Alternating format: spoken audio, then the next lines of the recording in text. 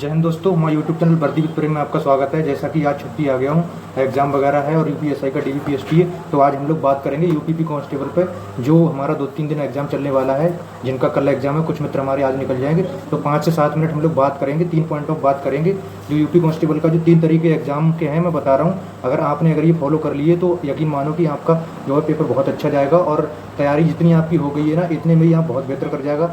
Number 1 point जो हमारा paper attempt करने की कला है, उसकी बात करेंगे। और नंबर 2 गोला कैसे भरना है, इस पर बात करेंगे। और नंबर 3 है जो हमारी सिली मिस्टेक है, जो सबसे ज़्यादा दिक्कत करती हैं एग्जाम। सबसे ज़्यादा अगर कोई दुखदाई बनता है तो सिली मिस्टेक बनता है। इन 3 पॉइंटों पर हम बात करेंगे एक एक करके। और बहुत सारे मित्र क्या है, जैसे मैं वीडियो बनाता हूँ तो बहुत सारे मित्र बाद में कमेंट करते हैं कि इतना ज्ञान दे रहे हो तो यूपीएससी निकालो, ये करो वो करो। तो मैं बता दूं भाई, यूपीएससी भी निकालते हैं अगर हमारे पास कंडीशन ऐसी होती और लिखने के लिए हमारे पास समय होता है। हम राइटिंग वाला एग्जाम नहीं कर सकते, नौकरी के साथ साथ समझते हो।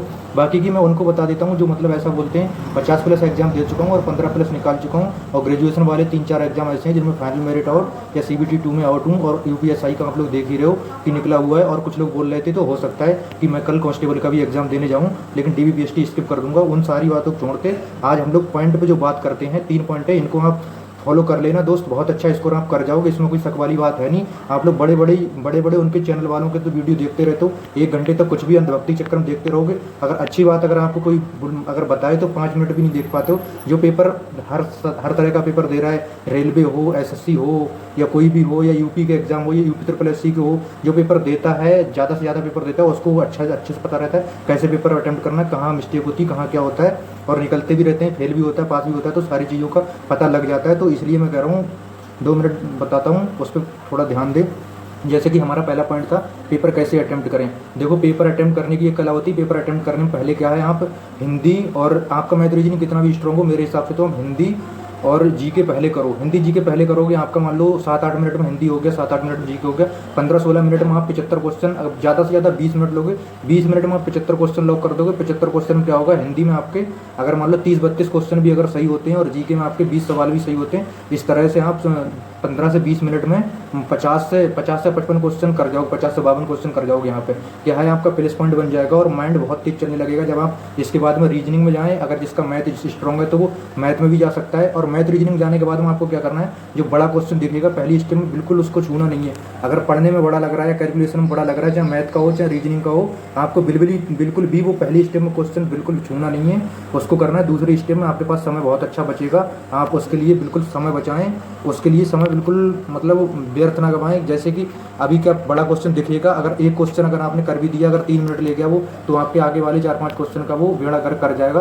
तो इसलिए क्या है, आप लोगों को उस पर ध्यान देना है। जो भारी क्वेश्चन है उसको बिल्कुल छोड़ना है। और बता दिया अटेम्प्ट क्या करना है। बाकी अगर आपका जो स्ट्रॉन्ग पॉइंट है उसको भी आप अटेम्प्ट कर सकते हो। मेरे हिसाब से तो यही है कि पहले इस तरह से अटेम्प्ट करें और बड़ा क्वेश्चन मिले उसको तुरंत छोड़ दें।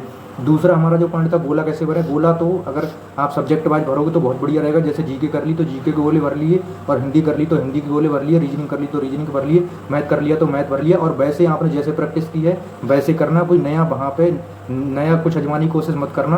कुछ की आदत ये होती है कि पूरा का पूरा कर लेते हैं, इसके बाद में गोले भरते हैं, तो वो वैसे भी कर सकते हैं। पूरा करने के बाद में फिर इसके बाद में गोले भर सकते हैं। वैसे सब्जेक्ट वाइज बहुत ज़्यादा अच्छा रहेगा। और गोला भरते टाइम में ध्यान देना कि थोड़ा समय लग जाए, भले ही बहुत सारे बंदों की यूपीएसआई में भी गलती हुई थी, मेरी भी गलती हुई थी।